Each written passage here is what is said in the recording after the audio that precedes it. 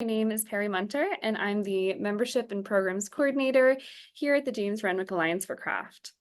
We are a membership-based nonprofit organization located here in Washington, D.C., dedicated to the education, connoisseurship, and public appreciation of American craft.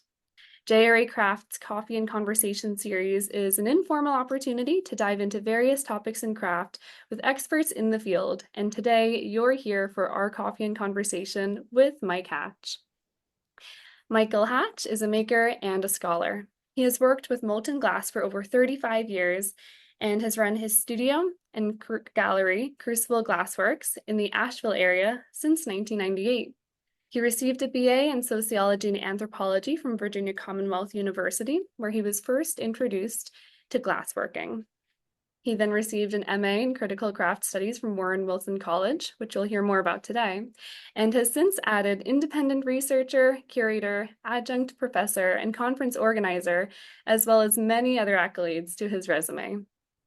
He has presented his grant-funded research through exhibitions, writing, conference presentations, and sound and video projects. His glasswork has been exhibited in galleries and museums throughout the country, and in 2005, Mike became a member of the Southern Highland Craft Guild and has served on numerous committees there, including 2 terms on the Board of Trustees, with 2 years as vice president, and currently manages the organization's archives when he is not working in his studio. And I believe, Mike, that's where you're calling in from today. Is that right? Correct. Wonderful. Well, a couple of housekeeping notes before we get started here. Please drop your questions in the chat, and also feel free to leave comments and converse with other attendees in the chat as well. We have several opportunities for questions throughout the presentation today, and we'll take questions at the end as well. Please make sure that your mic is muted during the presentation, and only unmute if you're asking a question in the designated sections of this presentation or at the very end. That'll help make everything easier for everybody. And without further ado, I think we can get your PowerPoint shared up here, Mike, and go ahead and get started.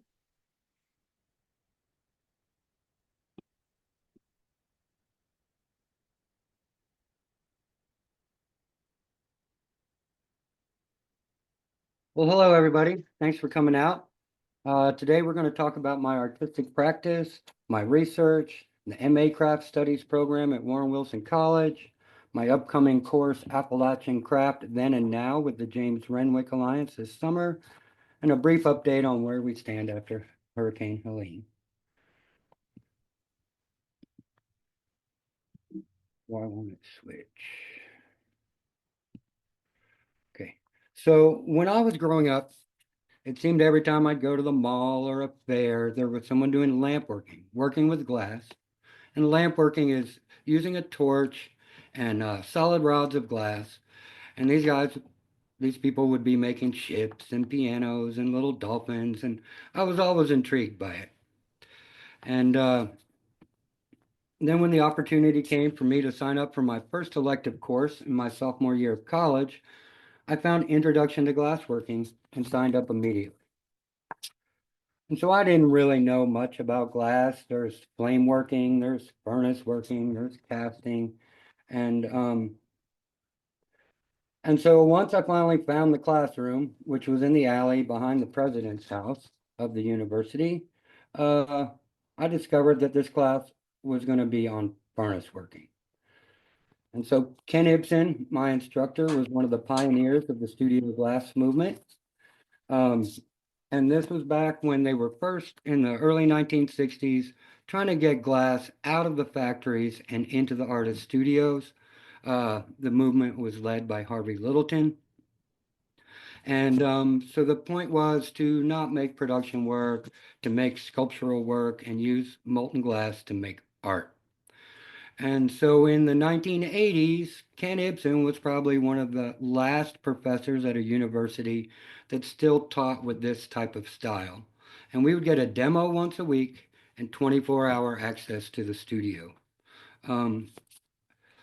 The classroom was like nothing I'd ever been in before. The instructor was like no one I'd ever learned from before.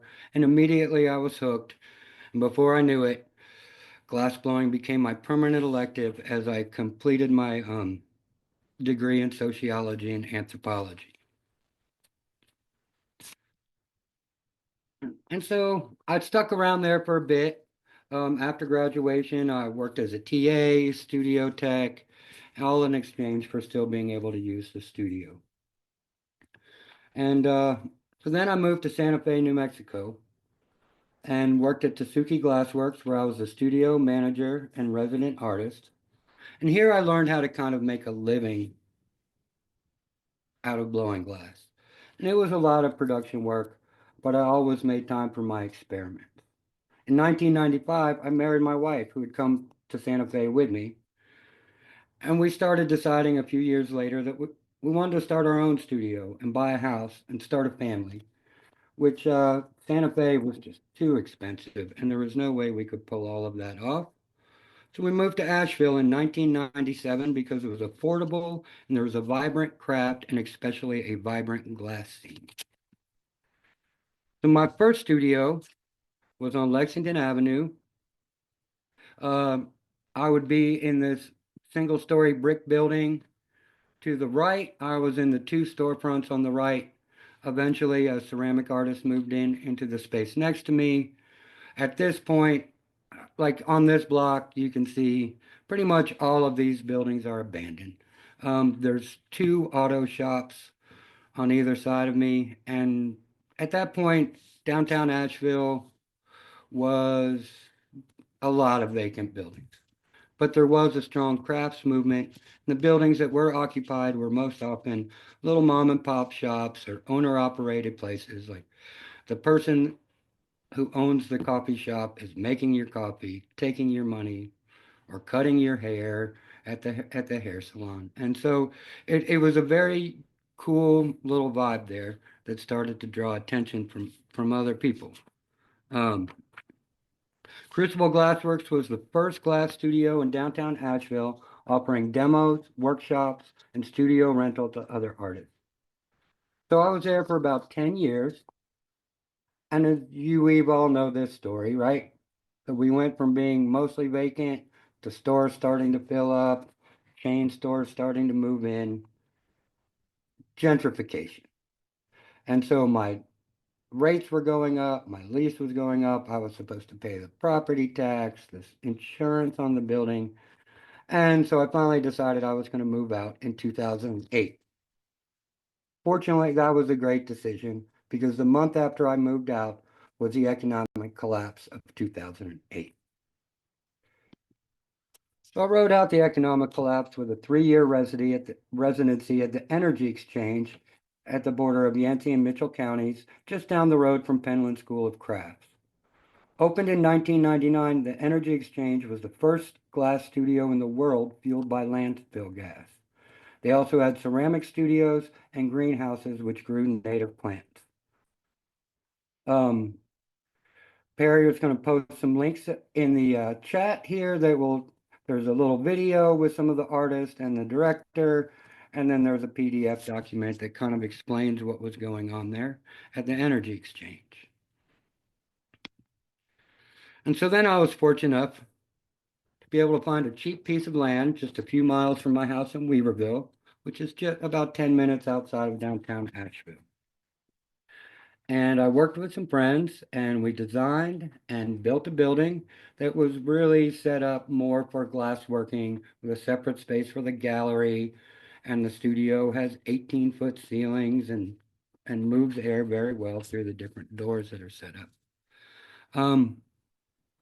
So now we're going to look at a little bit of my work. And so I still do a mix of production work and sculptural work. And then sometimes I work with these other design companies and metal workers and do these crazy lighting projects.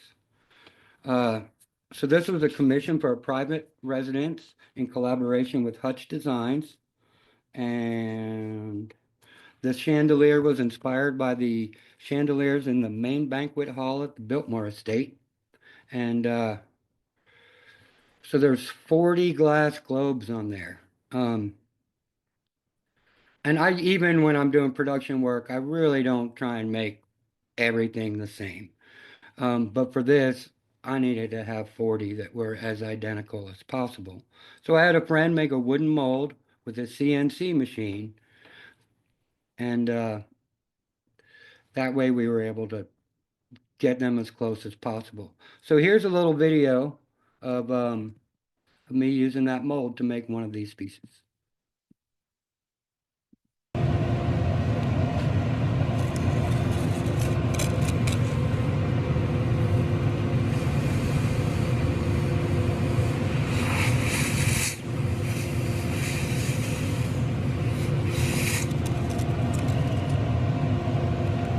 Right, so now that would set up my basic shape. Then I would attach another iron to the bottom, break it off of the first plate, and then I'd be able to flare the opening so it would fit into the rings in the chandelier. So I also kind of design work sometimes around technical exercises or just trying to push my limits with glass. And so now the switchback waterfalls. This uses two kind of old Italian techniques. The first is called encalmo, where you can see on the right-hand side, I would start with bowls, small, thick bowls of different colors.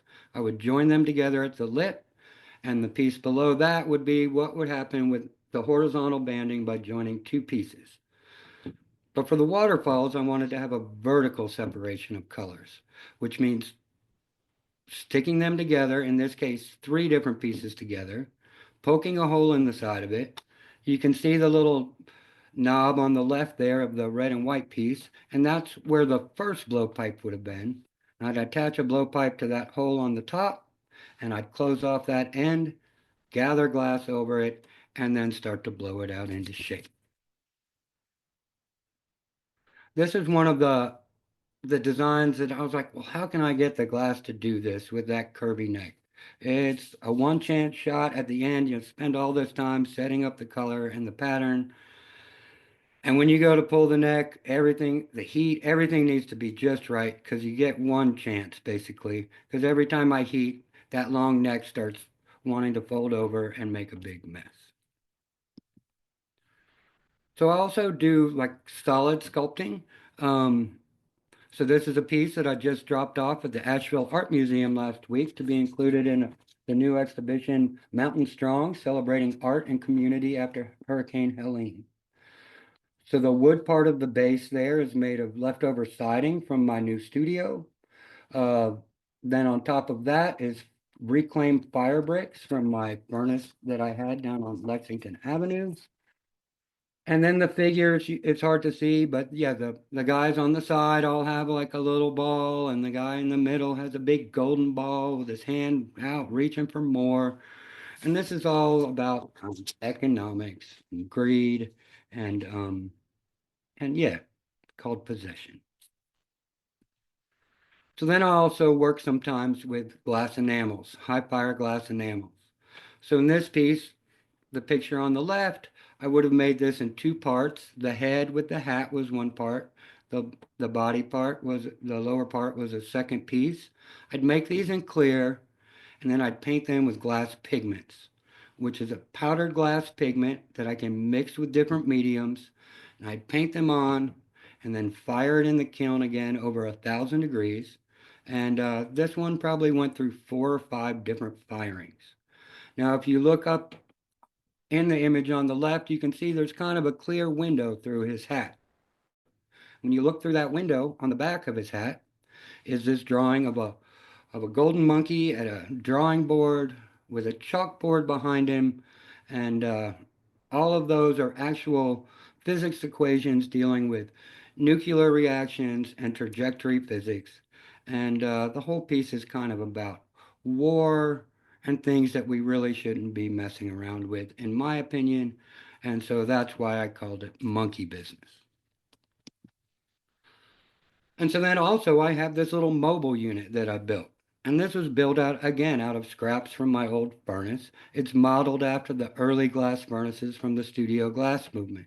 The only difference is I've put a metal frame around it and I've dropped it into a garden cart so I can wheel it around into a trailer and then to different locations to do demonstrations.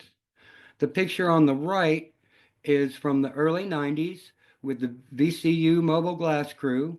and we would build these furnaces. We'd build it on site, blow glass for a weekend, and then take it down and leave. And this was at the Chrysler Museum for a big glass show they were having. It was Father's Day weekend. So they invited Harvey Littleton, the father of the glass movement, as the guest speaker for the weekend. So that's Harvey Littleton on the right. That's me on the left, my wife in the middle, and my buddy Guido on the right, next to Harvey. And so with the mobile unit, I do a lot of demonstrations at for corporate events at the Grove Park Inn, the big fancy hotel here in Asheville. And so these are really fun because usually in my studio there's an annealing oven, a cooling oven, where when a piece is finished, it goes in there and slowly cools down to keep it from breaking. For the mobile demos, we don't have that. And so everything either gets thrown back in the furnace or it gets just thrown into a bucket, which is something I really enjoy because it gets me back to just playing with glass. And we do fun demonstrations that are kind of performance art with molten glass. So I've got a quick little demo here of one of the demos. This was a recent one last fall, just before the hurricane, my last demo before the hurricane. And there was a bunch of airline executives that had been brought in by the CEO of the Asheville airport, trying to drum up support as they go through a multi-million-dollar expansion of the airport here in Asheville.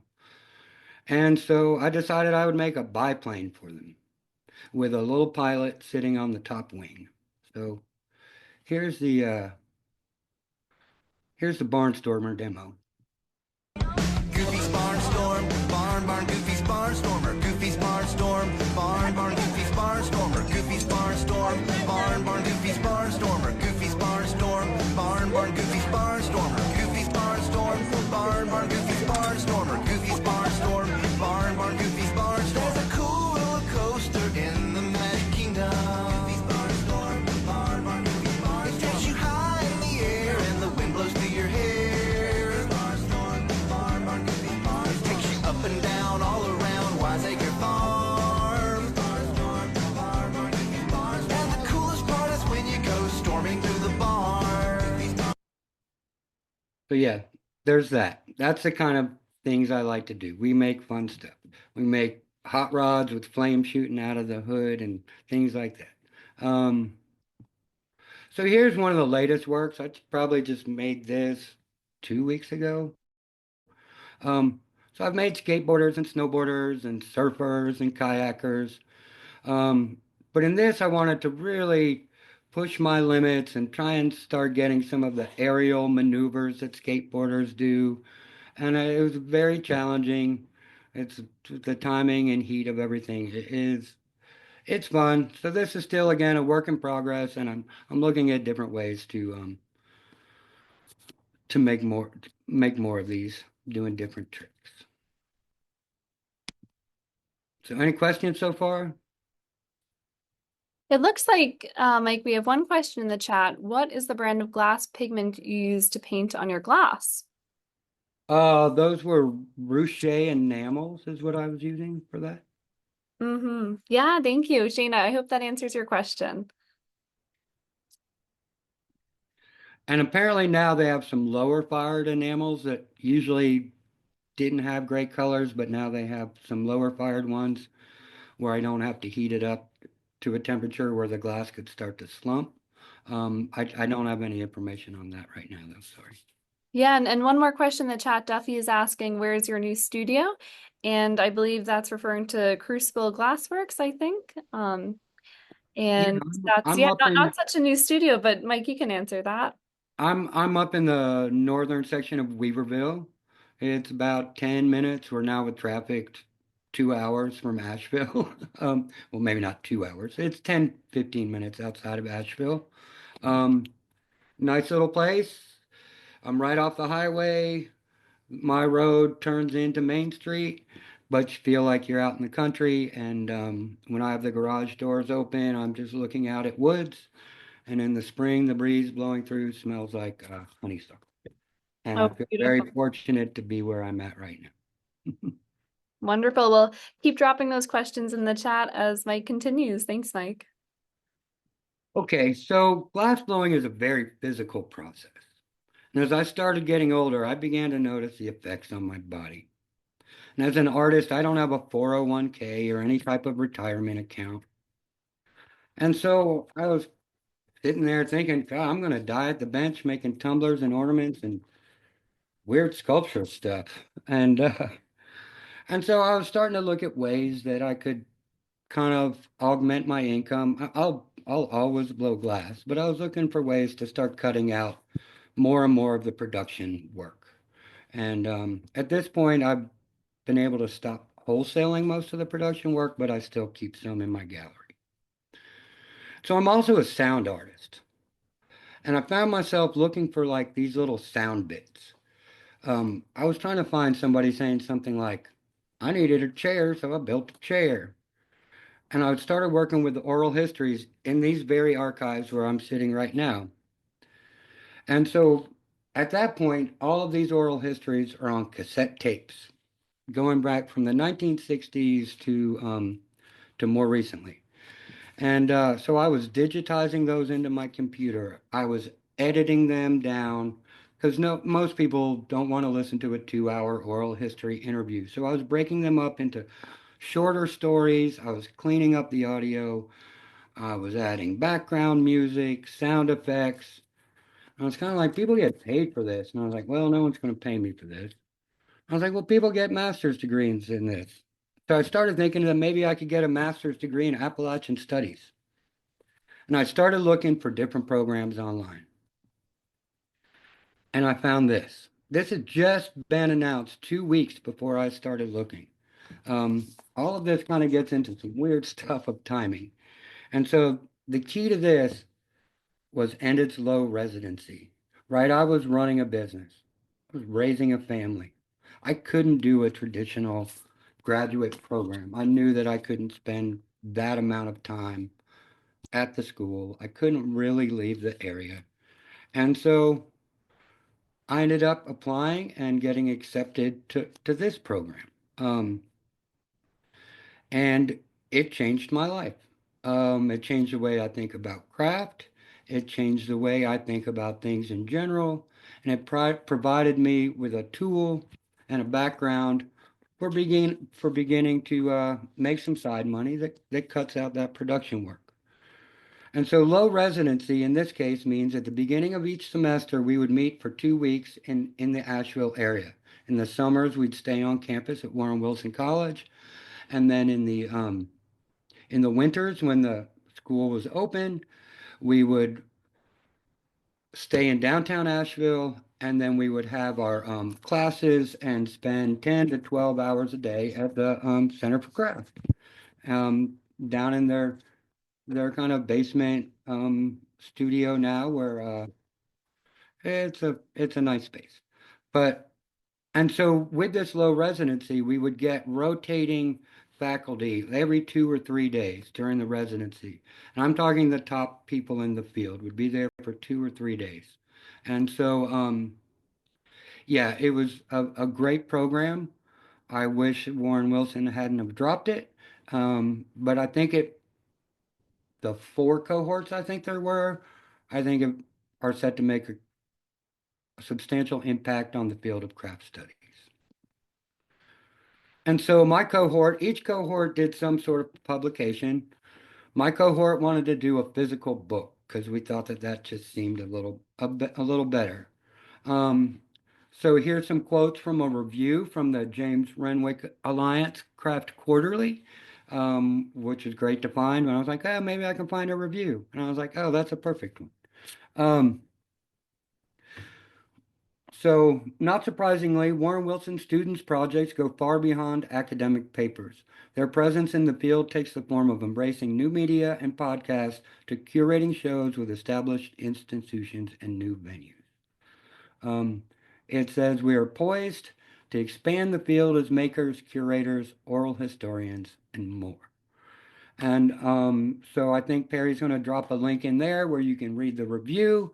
And there's also the book is available online to read. You can't download the PDF, But it's a great combination of writing from all of our cohort, the second cohort, some of the instructors and guest writers. It's a great book for thinking through craft. And so my final project was an exhibition. I curated and installed an exhibition, Crafted Roots, Stories and Objects from the Southern Highlands Craft Guild. Crafted Roots, Stories and Objects from the Appalachian Mountains. And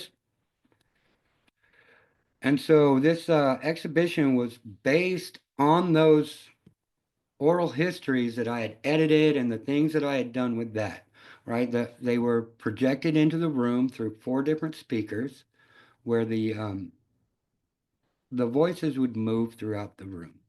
And kind of backwards for setting up an exhibition most of the time, because the objects in the exhibition were actually included as support for the audio.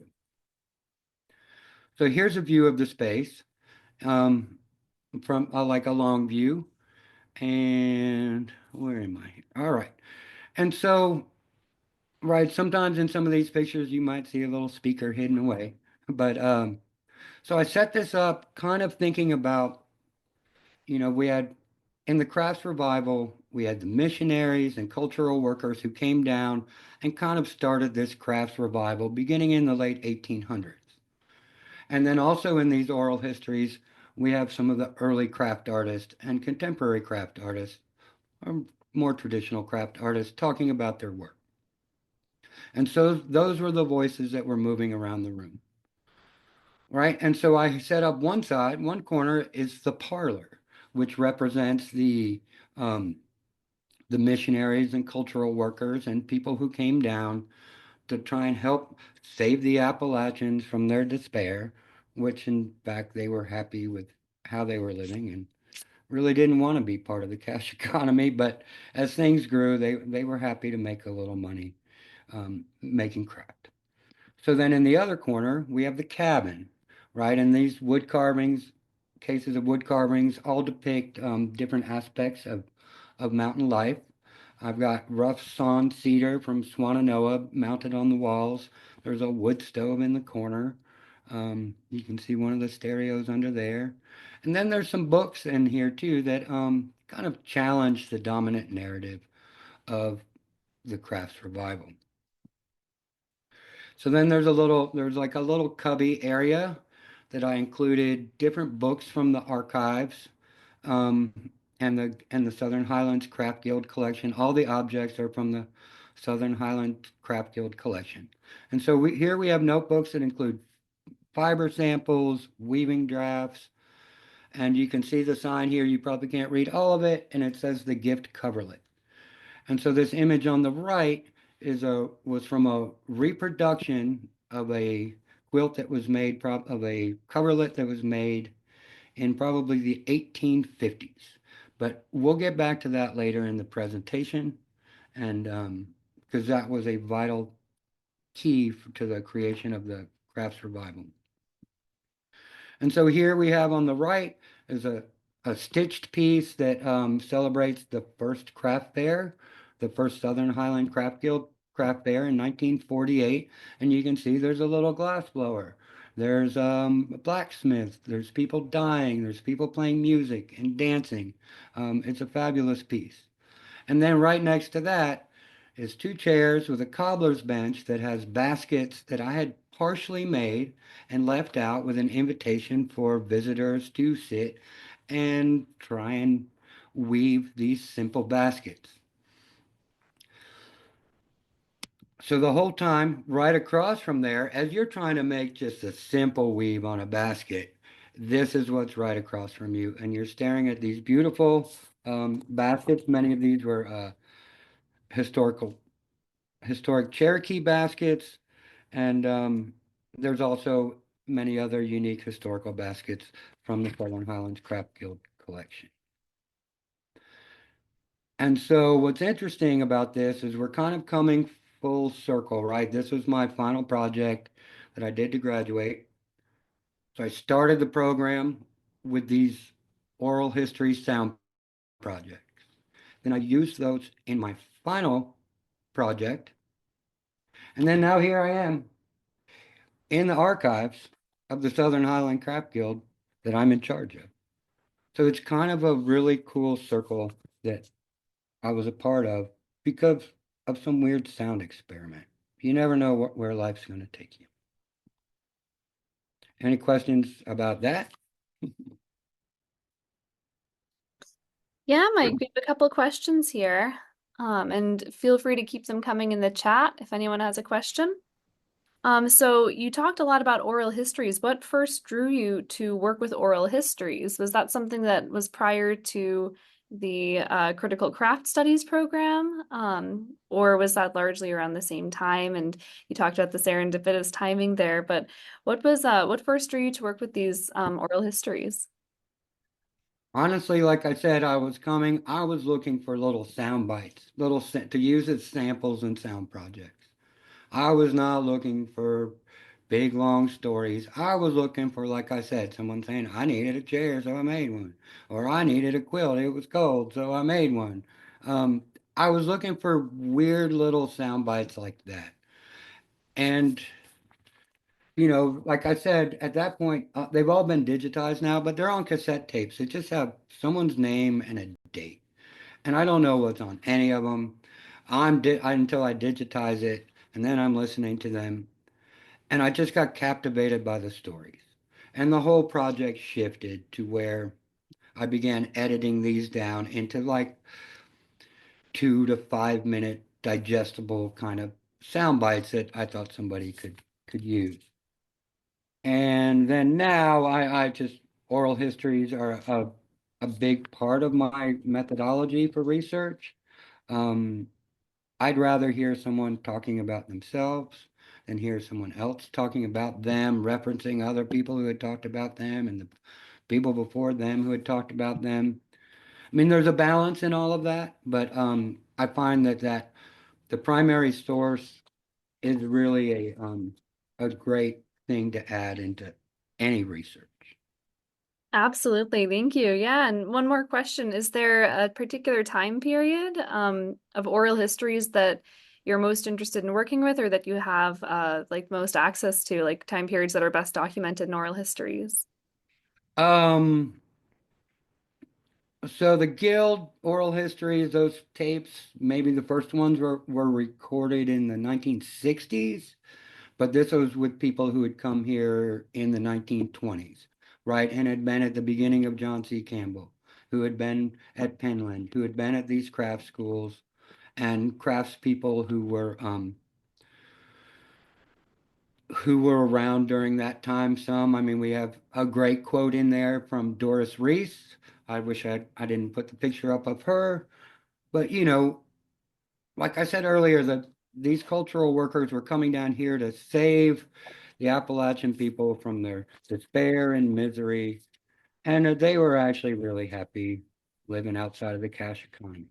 And so with Doris Reese, well, the question was about the Great Depression. And she's there with her, I think it was her sister talking, and she said, we didn't even really know there was a depression, did we?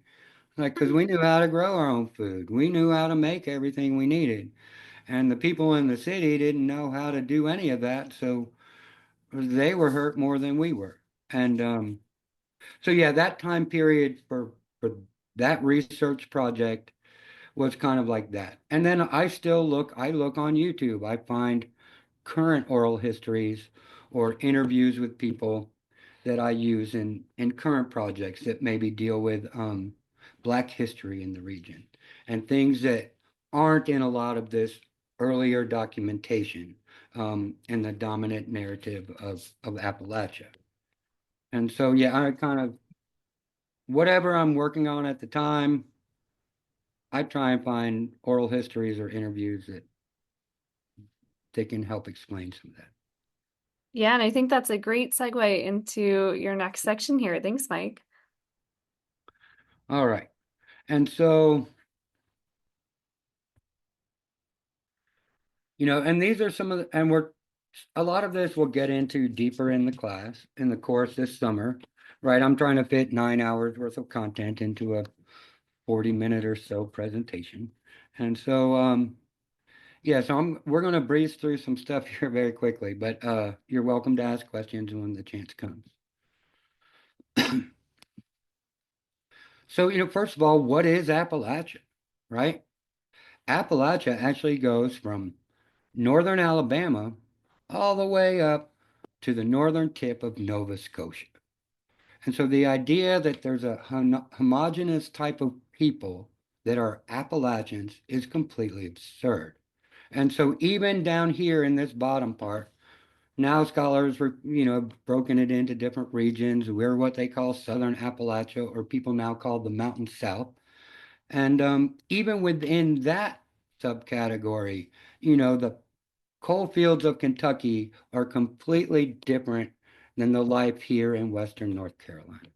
And so even within this subsection, you can't really pigeonhole anything or stereotype anyone. And so then there's this book on the left, Appalachia on Our Mind by Henry Shapiro. And this is your best source for understanding the construction of Appalachia as a region, Appalachia as an identity. And so it's 1870 to 1920. A great book, a little dense, but so much amazing information in there. So then when we get to like the crafts revival movement, so there's a lot of books on that. These are some of the early ones. So you have Handicrafts of the Southern Highlands by Alan Eaton, which was published in 1937, and really provides a great introduction and overview of what was going on in the beginning of the 20th century here in Appalachia. And so he came down from the north working with the Russell Sage Foundation. Actually, he'd been in Oregon, then he was in the north. And he came down and he worked a lot with helping spread the message of the crafts revival throughout the country through exhibitions and through writing. And then you also have Mountain Homespun, which is kind of the autobiography of Francis Goodrich, who's credited with kind of starting this crafts revival.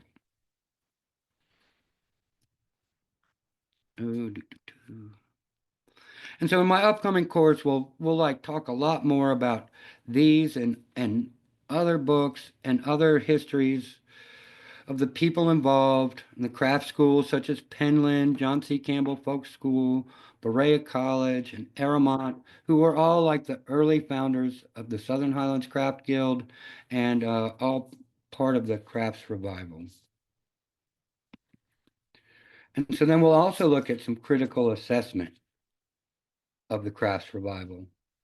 And so here we have David Wisnet and Jane Baker, All That Is Native and Fine, and Selling Tradition, which are both excellent books that help us begin to kind of question the reality of some of these dominant narratives and the effects on the mountain people of these missionaries coming down.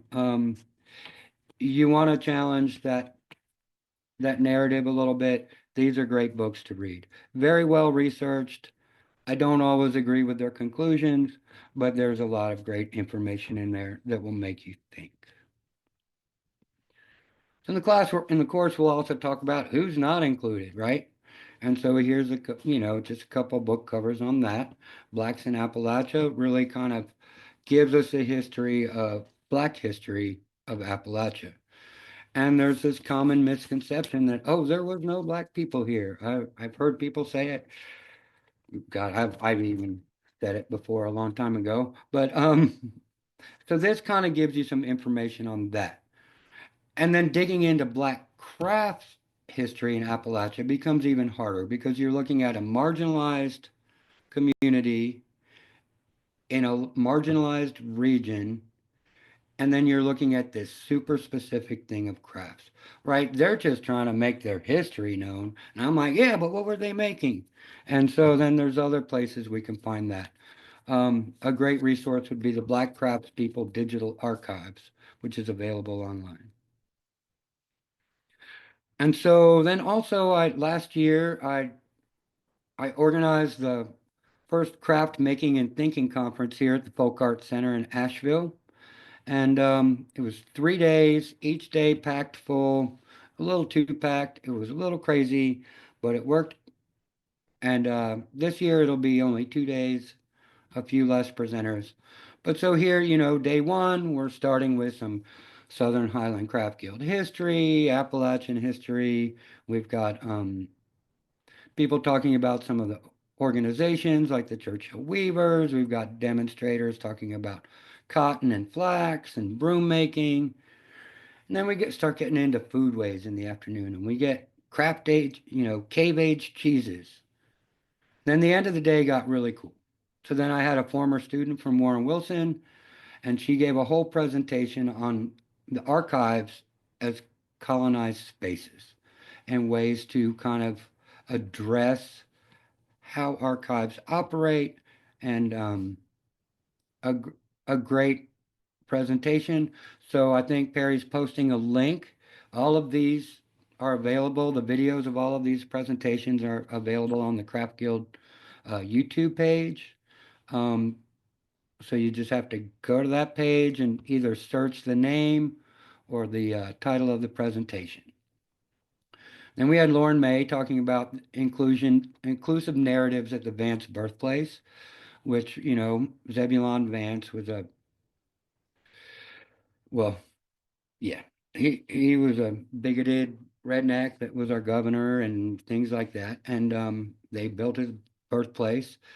And currently now they're doing some great work there to look at the enslaved people who lived and worked at the Vance birthplace, including Jim, a skilled blacksmith.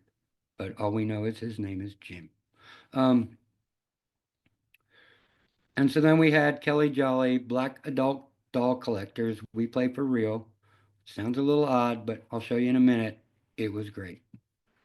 So I'm not going to go through and read through all of these, but then we had panel discussions on craft and community vitality, sponsored by the Center for Craft and UNCA. We had artist presentations, um, other scholars.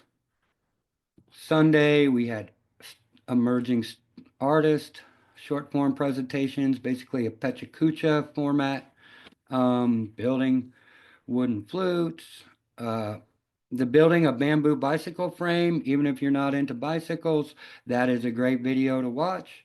He summons Buckminster Fuller and a whole idea of structures and forms and powers of 10 is an amazing presentation. And then we go through some other ones and finalized with Matthew Monk, a colleague and fabulous scholar on Appalachian history. And he really kind of broke down the international roots of the Southern Highland Craft Guild and the work that they did and kind of challenged the dominant narrative. So I said we'd get back to the doll thing. And so Kelly Jolly is an accomplished storyteller, musician, and community organizer. When I asked her to present at the conference, I had no idea that she was going to be talking about playing with dolls until she submitted her proposal. Even then, I had no idea what this was going to look like and how interactive her presentation would be. She had everybody come down out of the bleachers, sit together at tables. Her and her friend brought dozens of these dolls and had us all playing with them. And so here's the whole video of this is great, but here's just a little bit of her introduction to her presentation. You talk about play. And even though it's something that we usually associate with children, we still play as adults. And then it means something else. Okay? And we're talking about black doll collecting because for me, it's another experience. And so I look at this conversation and this interaction and my experience today as an autoethnographical experience, okay? This is me thinking about my place in the doll community and how did I get there and how do I interact with other doll collectors and what does it mean to be a black woman today who collects and plays with dolls and makes doll dresses and builds doll rooms and has conversations with other adults all around the world about the new dolls that are coming out. So we're gonna have that conversation today. Themes of race, sex, class, all those things come up, even in our play, because our play reflects what we think, our attitudes, what we've been influenced by. And so you're gonna learn a little bit about what has influenced us and our attitudes and how it comes out in our play. So let's begin with our play. So you all have on your tables paper bags. And in your paper bag are some things. And there should be like some post-it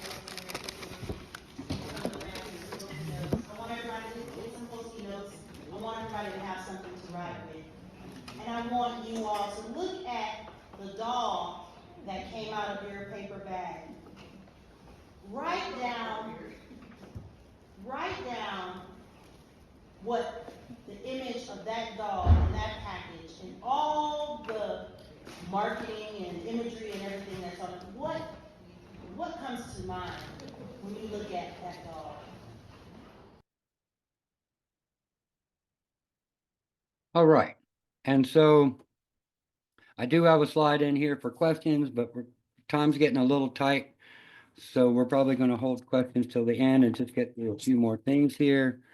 And so in this course coming up, we're going to talk about Appalachia history and the future of Appalachian craft through the organizations, craftspeople, specific medias, regional identity, representation and diversity, definitions of crafts, the way we can connect with craft, and the artists, cultural workers, and gallery owners who shaped the region into what it is today. And so when we say defining craft, right, we all have different definitions of craft. I choose to go with a very broad definitions of craft. And I think the author Richard Sennett defines it best as doing something with something to something. And that's craft in my mind. And that leaves us room to think about all different types of things. So one thing is, these quotes from Bell Hooks demonstrate the personal connections that we can forge with craft objects. And we all have individual connections or ways that we connect with craft, or even a specific piece. We'll all have a different outlook on it. So, Bell Hooks is best known as, critical thinking, Black history, feminist history, Black feminist history. But she also writes a fair amount about Appalachia. She taught at Berea College for decades, and that's where all of her papers are held right now in the Berea College archives. And so when we think about how we can connect with a craft object, I'm just going to read this. Mama has given me a quilt from her hope chest. It is a quilt of stars, each piece taken from faded cotton summer dresses. The first time she opens her chest for my sisters and I feel that I'm witnessing another opening of Pandora's box. The secrets of her youth, the bittersweet memories, will come rushing out like a waterfall and push us all back in time. Usually we are not invited to share in the opening of the chest.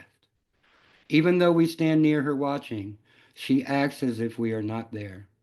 I see her remembering, clutching tightly in her hand, some object, some bit of herself that she has had to part with in order to live in the present. I see her examining each hope to see if it has been fulfilled, if the promises have been kept. I pretend I do not see the tears in her eyes. My grandmother could not understand when I chose that pieced fabric of little stars made from my mother's and sister's cotton dresses over the more fancy quilts she made. Yet those bits and pieces of life connected me with her life, held and contained there, remain precious to me. And so now we're back to this gift coverlet. And so this is what started the crafts revival. When Frances Goodrich first came to the area, she was teaching at a school in Britton's Cove in Weaverville. about a mile from where my studio is, just outside of Asheville. At that point, very, very remote. She was one of the first of these missionaries to be really accepted into the community, and she was gifted this coverlet by one of the members of the community that had been made by this woman's grandmother. And she thought it was so beautiful, so well executed. It just clicked that this is how I can help these people. She's like, we can revive the craft. And they started finding looms, and she started documenting all the different weaving patterns. And on the other side of the wall, right behind me here, there is a huge collection of the weaving drafts that she made during that time. So Allen Stand Industries opened in 1897. Is the oldest continually operating craft gallery in the United States. Goodrich had a threefold purpose in her mission. To bring money to women working in homes and communities far from markets, to give these women the pleasure of producing beautiful things, to save the old-time crafts from extinction. So she started Allen Stand Cottage Industries in 1985, and then opened the gallery in 1897.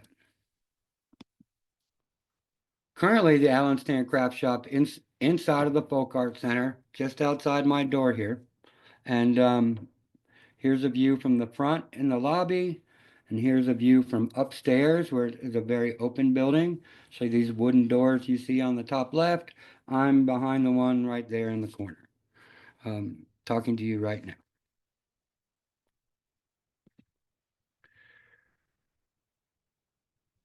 And so then we also have, that's then and now, but then also we have the Center for Craft, which has done a lot for crafts in our community more recently. In 1996, the Center of Craft was established as an interinstitutional public service center of the University of North Carolina. Eventually, they moved on from this agreement, which was housed in Hendersonville, and bought and opened a new space in downtown Asheville in 2014. And so they do a lot for their communities. You can read here, I've got something blocking it on my screen. But basically, they provide resources to artists, to researchers, and their goal is to really look at the future of craft and keep driving this region forward as the as a craft destination. So we can look at history through organizations. We can look at it through people. And so this is a Cherokee artist going back to Soltowski. I'm going to just skip through some of these pretty quick. So here we can see him doing some wood carving. Then we also had White Appalachian. Oh, there's Davy Arch. And so he's more current, still doing semi-historic work. Wade Martin. These were mountain figures made in the 1950s on, and fabulous work. And then here we have a contemporary woodworker who's a member of the guild. And this piece again is right across the hall from me in our upstairs Allen Stand Interiors Gallery. An amazing piece carved from a single piece of wood. But so now we're going to talk real quick. I'm going to give him a minute about Michael Sherrill. And so that's another way we can study then and now, is through an individual artist. So recently had a retrospective exhibition curated by Marilyn Zapp from the Center for Craft that toured museums throughout the country. And so this would have been one of his early pieces in that exhibition. And this is the work he's making now. And so this is a mix of ceramics, glass, metal, and he's really moved himself out of the traditional pottery.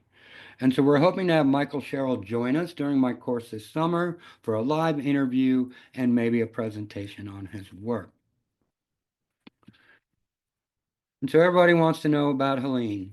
I don't, you've probably seen more pictures than I did, especially in the first few weeks when we didn't have internet or cell phones didn't work. But in the class, we're going to focus less on the destruction that happened, and we're going to focus more on the resilience and the local and national organizations who have helped provide support. Here's a new piece that I'm working on. It's a work in progress. It's called Debris Pile. I've made these wooden branches and have them in a wooden shadow box. You can see some hands sticking out.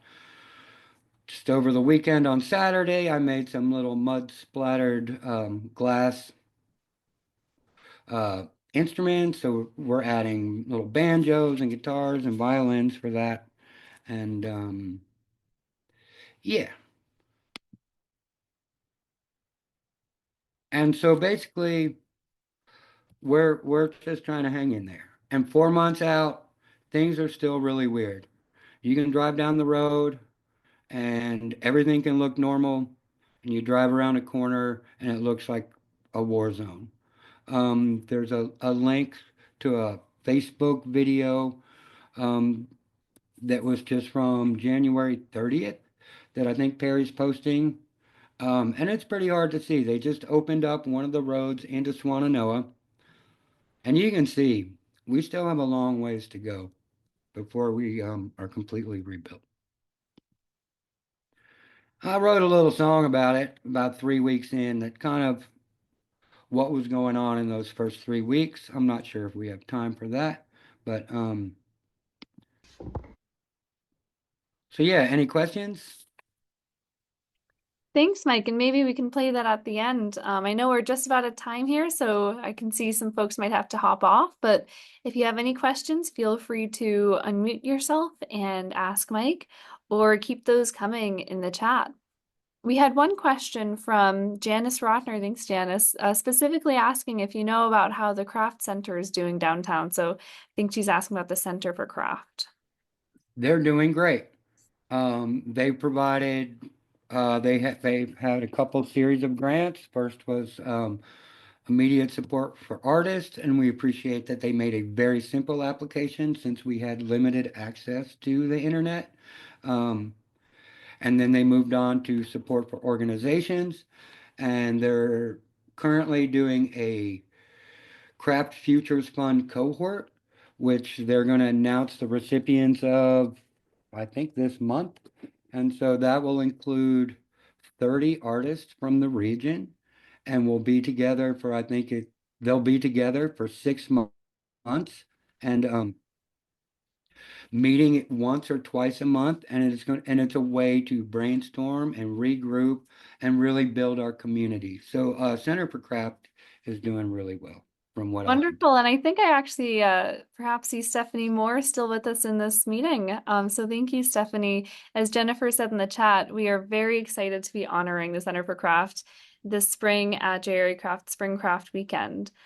So if you're interested in receiving more information about that, make sure to sign up for our newsletters. Let's see. So keep those questions coming in the chat. I think another question. Okay, so talking again about the aftermath of Helene. So as the region recovers, what is the role that you see for makers and craft artists in the rebuilding process? You know, especially with your insight having seen the development of Asheville for the last few decades. Well, I think it's kind of the same thing. I think that um, studios are rebuilding, and it's really providing us a chance. That the scene had gotten so big that you were almost not isolated, but there was like little factions all around. And this is actually starting to bring a bunch of different people together that might not have been spending time together. Like in my studio, I'm hosting a jeweler. I made room for a jeweler who had been in the River Arts District and lost her studio. An emerging artist. She actually was a recent recipient last year of the Wingate Lamar Fellowship through the Center for Craft, where she was able to, she is a recent graduate from Haywood Community College. So she was able to buy her bench and all her tools through the support for Center for Craft. And she had just gotten them all right before the storm. So when she brought her jeweler's bench, it was still in the unopened box that it had been shipped to her. And and I think there's a lot of pressure on artists to do more work than we should have to. And I think that I just have to say that. Artists really stepped up and were helping clean out these places that they were renting, and the mud was semi-toxic, and the artists really stepped up and cleaned up a lot of these spaces. And so now that makes these landlords think that, oh, now they'll come in and paint for me for free, and they'll do all this stuff for free. And and we just are supposed to be artists. And or and that's enough of a draw. We don't need to rebuild your buildings for you for free. And I just want to make that clear. It's a little something that you can tell I have a problem. Absolutely. Yes. I mean, as we all should. It's a lot of unpaid labor. Um, so thank you for highlighting that. Yes, if there's any other questions, feel free to go ahead now and you can unmute yourself and share your question. Yeah, and we have lots of agreement in the chat, Mike. Julie says, couldn't agree with you more. Absolutely. I think we're probably in a lot of company there in this group. Let's see. Duffy in the chat says, can you mention the shows the Craft Guild sponsors? Yeah, is that something you can share with us, Mike? Yeah, so well, there's the craft fair that happens twice a year. Here now it's in July and October, and those are going to be at the Civic Center, I still call it, but I guess now it's the Harrah's Cherokee Center or something like that. But we host those twice a year. We do some pop-up markets here in the parking lot at the Folk Arts Center. We do two, I think it's in May. We do two in the spring. Those kind of started during the COVID when all our craft fairs were shut down, our galleries were shut down, and it was really a way to help kind of support artists a little bit. And then here at the Folk Art Center, aside from Allen Stand Gallery downstairs, there's there's several galleries upstairs here. There's a exhibition gallery right now has a new exhibition of lifetime and life members. People have been given life membership to the guild. It's a great show. Um, we have a gallery that has the items from the permanent collection that's just been redone. If you haven't been here for a while, that new display is great.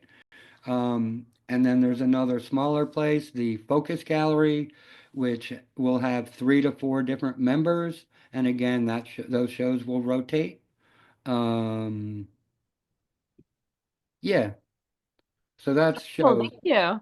craft fairs Yeah, and Duffy, exhibitions. I think that's a very thorough answer, Duffy. I hope that answers your question. All right, and looking for a couple final questions here. We'll wrap up in a couple of minutes. I actually have a question, Mike. I'm very curious. Oral histories can be such an overlooked part of scholarship. So I'm curious, are they going to be featured in your summer course with JRACraft this summer? I'm sure we'll be talking about them some. Actually, we'll be talking about them. I'll be referring to some of them, especially like going back Chiltowski, the Cherokee carver that we saw.